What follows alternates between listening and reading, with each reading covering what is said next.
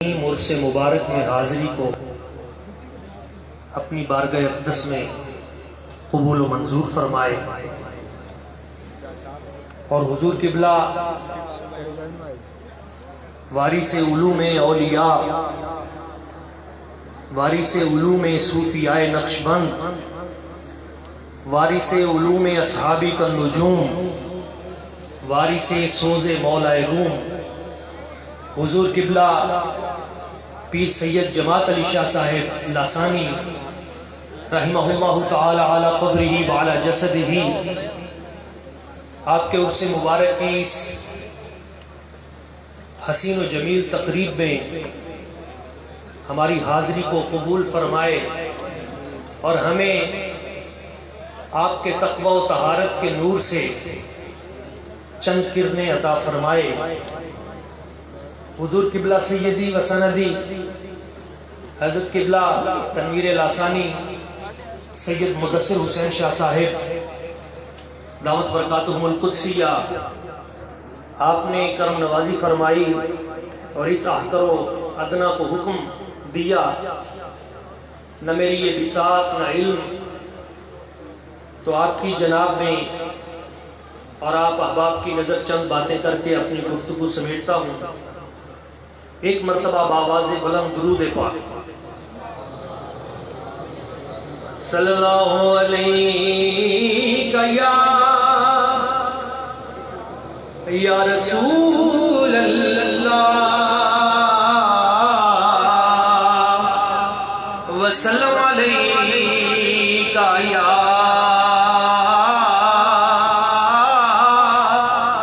حبیب اللہ۔ بڑیاں شان والا تم با حضور دائے، بڑیاں شان والا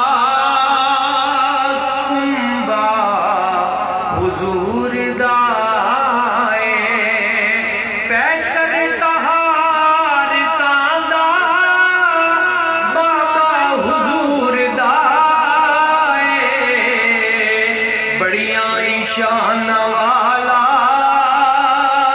تم با حضور دائے، اور کی شان تینو دساں میں بیبیاں آمینہ دی، کی شان تینو دساں میں بیبیاں آمینہ دی، بھئی جس دے موہے تو ملدا صدقہ حضور دائے، بڑیاں شان والا تم با حضور دائے۔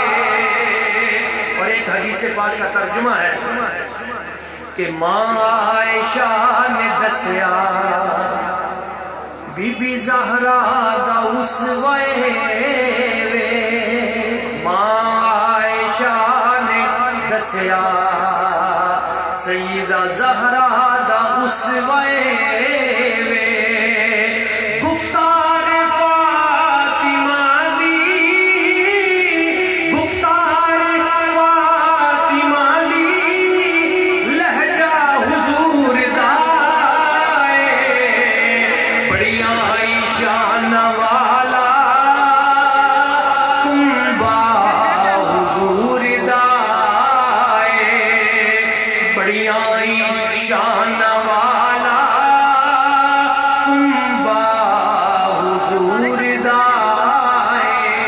اور آخری شعر، اور یہ بھی ایک حدیث پاک کا ترجمہ ہے کہ شہزادیاں تک کے، شہزادیاں تک کے ایسن صحابہ کہندے، شہزادیاں تک کے ایسن صحابہ کہندے، بھئی دو منچ پورا پورا، دو منچ پورا پورا نقشہ حضور دا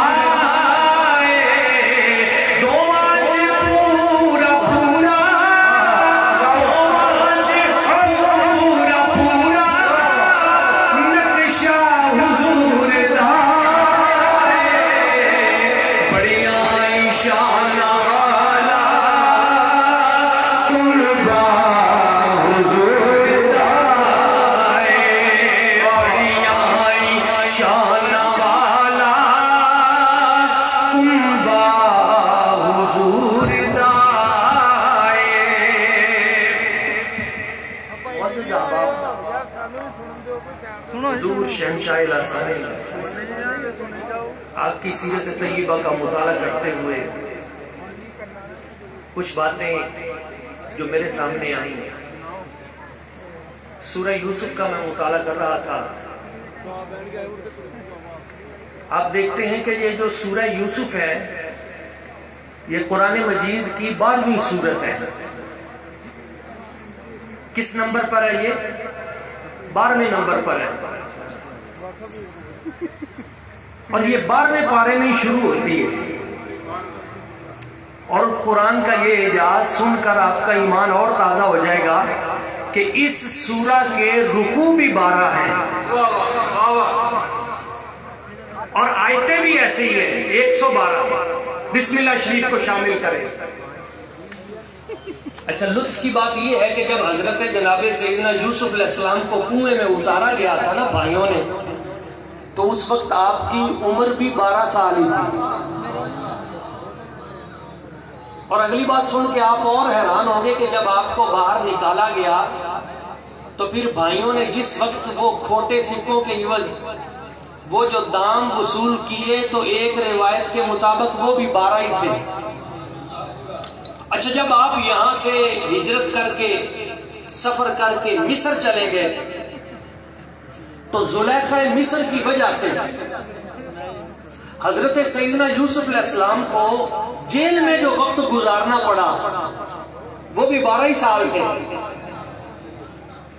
اچھا، اس سورہ مبارکہ کو اگر آپ روحانی طور پہ دیکھیں تو اس میں 12 نیکیوں کا تذکرہ ہے کہ یہ 12 نیکیاں تم نے کرنی ہے. میں نے اپنی کتاب جو قرآنی اخلاقیات ہے اس میں وہ 12 نیکیاں ان کی ڈیٹیل بھی دے دی ہے. 12 یہ نیکیاں تم نے کرنی ہے تو جنتی ہو، اور 12 برائیوں سے تم نے بچنا ہے. ان 12 برائیوں کی جڑ پتہ کون سی بیماری ہے؟ 12 برائیوں کی جڑ جس سے یہ واقعہ شروع ہوتا ہے، جس سے سب سے پہلے روکا گیا ہے، وہ بیماری ہے حسد کی. کون سی بیماری ہے؟ حسد. نسلوں کو تباہ کر دیتا ہے. اور آدم علیہ السلام سے ابلیس لعین کو کیا ہوا تھا؟ حسد ہی ہوا تھا نا. حسد کی بنیاد پہ استکبر تکبر کیا، وکان من الکافرین، اور کافروں میں سے ہو گیا. اور وہ جو 12 نیکیاں ہیں ان 12 نیکیوں کی جان 2 نیکیاں ہیں.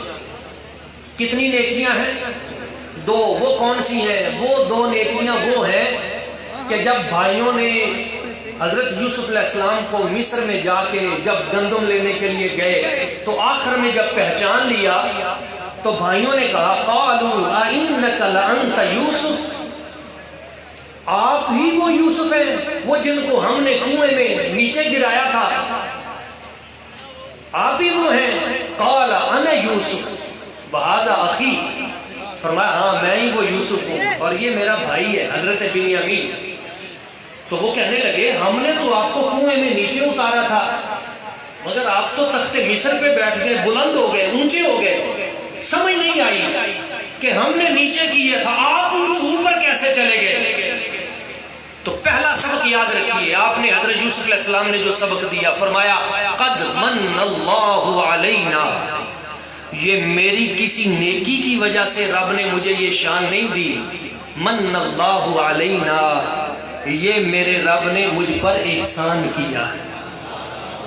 یعنی اپنی نیکی کا ذکر نہیں کیا، رب کے فضل کا ذکر کیا. جب بھی کوئی نیکی کرو تو کبھی مت سمجھو کہ یہ میرا کمال ہے. اگر تم سے کوئی نیکی ہوتی ہے تو میرے رب کا فضل ہے، کسی اللہ والے کی نگاہ ہے جو آپ سے نیکی ہوتی ہے. انہوں نے بھائیوں نے کہا اللہ سلامت رہے۔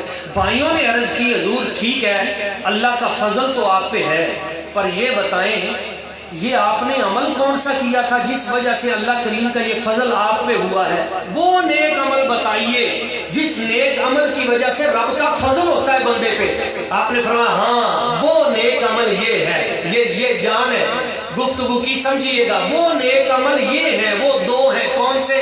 اِنَّهُ مَن يَتَّقِ وَيَصْبِرْ فَإِنَّ اللَّهَ لَا يُضِيعُ أَجْرَ الْمُحْسِنِينَ۔ آپ نے فرمایا بے شک جو بھی متقی ہوگا، تقوی اختیار کرے گا، وَيَصْبِرْ اور صابر بن جائے گا، صبر اختیار کرے گا، فَإِنَّ اللَّهَ لَا يُضِيعُ أَجْرَ الْمُحْسِنِينَ، اللہ انہیں احسان کرنے والوں کے اجر کو کبھی ضائع نہیں کرتا۔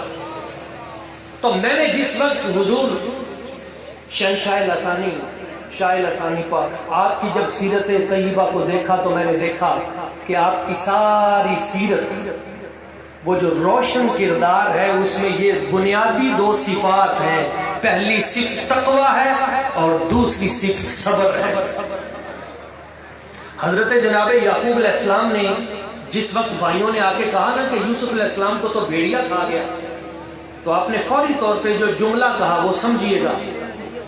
آپ نے فرمایا بل سب غلط نہیں، تم نے اپنی طرف سے یہ گھڑ لیا ہے کہ میرے بیٹے کو بھیڑیا کھا گیا، نہیں، مگر ساتھ پتہ کیا فرمایا؟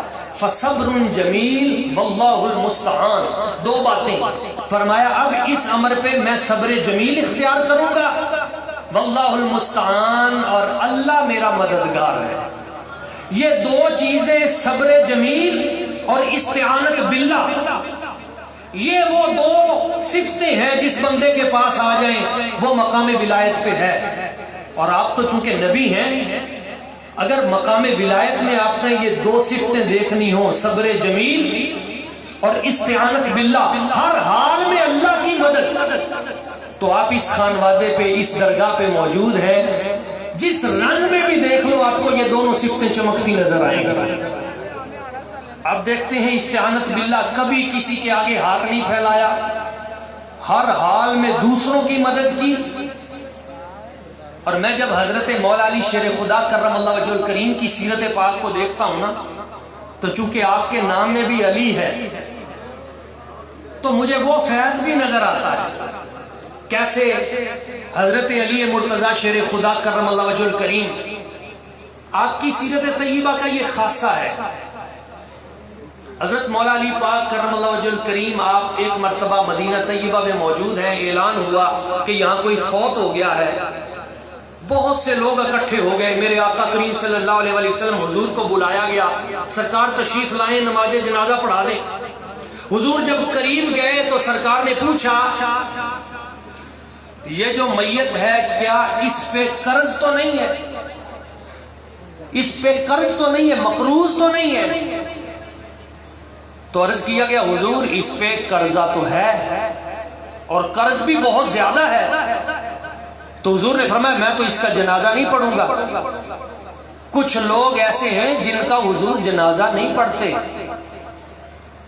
ایک تو وہ جس بندے پہ قرض ہے، حضور فرماتے ہیں اس پہ قرض ہے میں اس کا جنازہ نہیں پڑھوں گا۔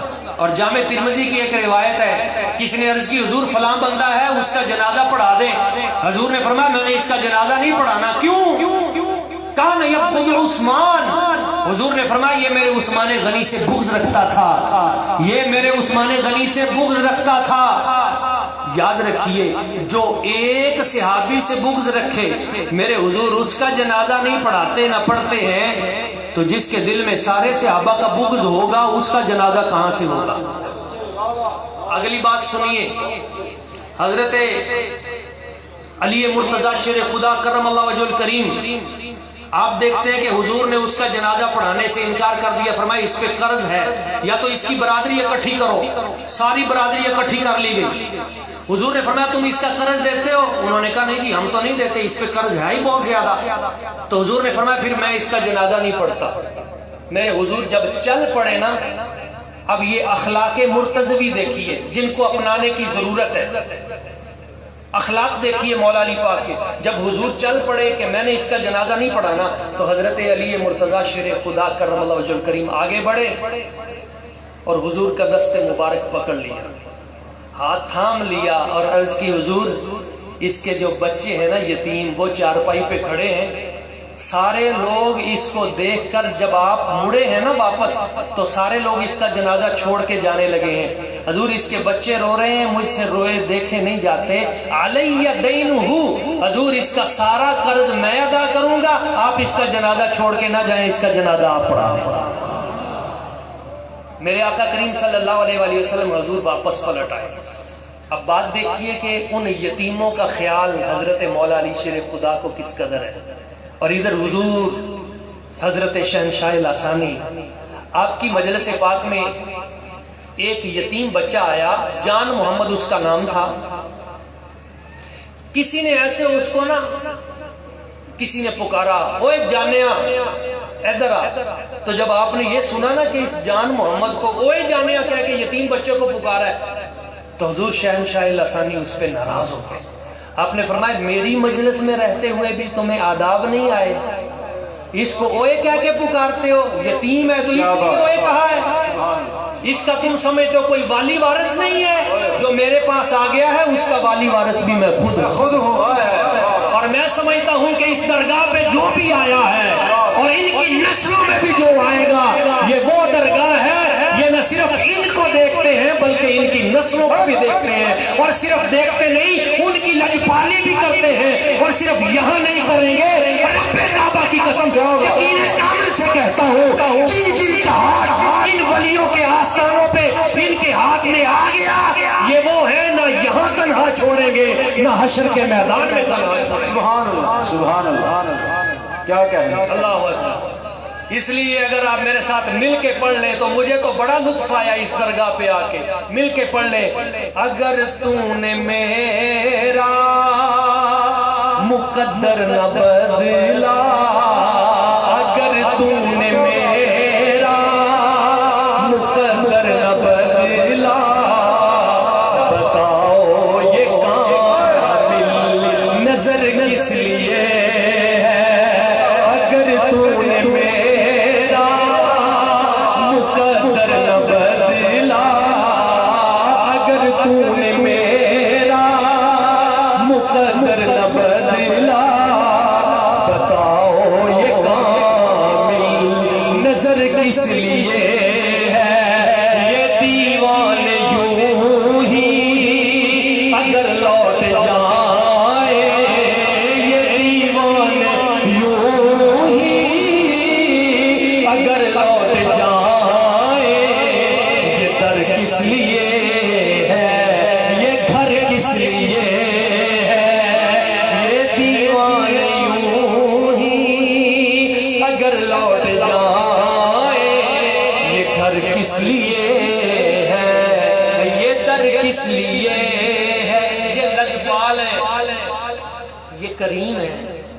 ایک بار نا حضور شہنشاہ لاسانی پاک آپ ایک نمبردار نے آپ کی دعوت کی، آپ ان کے گھر تشریف لے گئے، تو اس نمبردار نے نا آپ کے ساتھ جتنے بھی بیلی آئے ہوئے تھے، خدام آئے ہوئے تھے، اس نے سب کے ہاتھ دھلائے، اور وہ جو جان محمد ہے نا وہ بچہ یتیم، اس کو دیکھ کے اس نے کہا کہ یہ تو بچہ ہے یتیم ہے، تو اس کو چھوڑ دیا۔ جب اس نے اس بچے کو چھوڑ دیا یتیم کو، تو حضور شہنشاہ لاسانی پاک کی نگاہ تو سب دیکھتی ہے نا، آپ پلٹ نعرہ تکبیر، اللہ اکبر، نعرہ رسالت، نعرہ رسالت، نعرہ حیدری، نعرہ حیدری، آستانہ عالیہ علی گھر سیدہ شریف، آستانہ عالیہ ملتان شریف، ماشاءاللہ ماشاءاللہ، تشریف رکھیے ماشاءاللہ۔ حضور جگر گوشہ غزالی زمان اور حضور قبلہ ڈاکٹر خادم حسین خورشید صاحب آپ تشریف فرما ہوئے، اللہ کریم ان کے وجود کو سلامت رکھے۔ بڑی توجہ کے ساتھ دو باتیں میں نے کرنی ہیں۔ جس وقت حضور آپ نے دیکھا کہ اس نمبردار صاحب نے اس یتیم بچے کا ہاتھ نہیں دھلوایا، تو آپ آگے بڑھے اور آپ نے فرمایا تم نہیں دھلواتے، لاؤ اس کا ہاتھ میں آپ دھلواتا ہوں۔ یہ لجپال ہوتے ہیں۔ پھر آپ نے فرمایا اس کو جب کھانا کھلایا نا تو جو بچ گیا تو نمبردار کو کہا یہ جو اس یتیم نے بچایا ہے تم اس سے کھاؤ گے. اور مجھے یاد ہے حضرت میاں شیر ربانی میاں شیر محمد صاحب شرف پوری رحمہ اللہ تعالی علی قبری والا جیسے میاں صاحب کے پاس نا ایک نمبردار آیا چودھری. تو جب آیا تو آپ نے فرمایا بھی بیلیاں نہیں لنگر لاؤ گے تو انہوں بھی بالیا لال بھی آ جا گئی. تو اس کا جو ملازم تھا جسے وہ کمی کہتا تھا نا وہ باہر کھڑا رہا. تو میاں صاحب نے فرمایا بھی اینو ہی نال بلانا. ایک پیچھے کھڑا ہو گیا. انہوں نے کہا نہیں حضور ہے ساڑھا کمی ہے تو یہ ساڑھے نال بہ کے نہیں کھاندے. تو آپ نے فرمایا اچھا یہ تیرا کمی ہے جی. آپ نے فرمایا ارے آ بھائی ارے آ. تو آپ نے فرمایا میرا کھانا لیا جائے. آپ نے سامنے لیا گیا نا. آپ نے فرمایا تو بھی کمی تے میں بھی کمی. تو ہے چودھری دا کمی تے میں نبی پاک صلی اللہ علیہ وسلم حضور دا کمی تے آپ دوویں رل کے کھانے. یہ جو فرق ہے نا ذات پات کا, یہ جو پیسے اور نوٹ کا فرق ہے ان درگاہوں پہ نہیں دیکھتے. آپ آج بھی دیکھ رہے ہیں اس خانوادے کی یہ صفت ہے. آج بھی ان کے ہاں یہ نہیں ہے. عزت دینا کوئی ان سے سیکھے. اور یہ فیض ہے, یہ سلسلہ عالیہ نقشبندیہ ہے, یہ شروع سے اسی طرح کرتے ہیں. آپ دیکھتے ہیں کہ یہ اس خانوادے کا اور ان کا اور رزق حلال اس پہ سب سے زیادہ آپ زور دیتے ہیں. حضور شہنشاہ لاسانی کا درس ہی یہ ہے. آپ فرماتے تھے سادگی اختیار کرو, رزق حلال.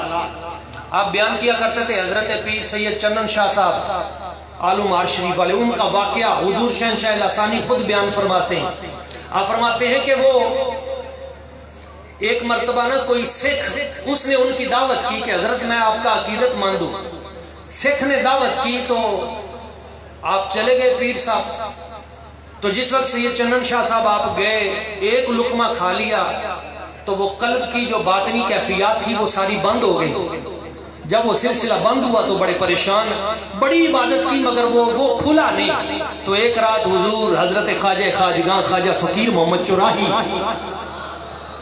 وہ عظیم ہستی جنہوں نے حضور شہنشاہ لاسانی کو کہا تھا اے جڑا فقیر ہے, کوئی عام نہیں ہے, یہ تگڑا فقیر ہے. وہ ہستی جن کے بارے میں پیر و مرشد نے کہا تھا یہ تو وہ شہباز ہے جن کے انتظار میں میں نے عمر گزار دی ہے.